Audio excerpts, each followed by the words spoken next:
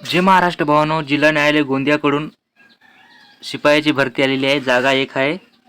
7वी किंवा 10वी पासवर तुम्ही हा फॉर्म भरू शकता। तुम्हाला पगार 16,500 भेटेल। हे भरती कॉन्ट्रॅक्ट बेस आहे। 11 महिन्यासाठी। लास्ट तारीख 8 जुलै आहे। स्पीड पोस्टाने तुम्हाला अर्ज करायचे आहेत। पत्ता हा आहे महासचिव। तुम्ही बघून घ्या आणि बरोबर वाट लावा।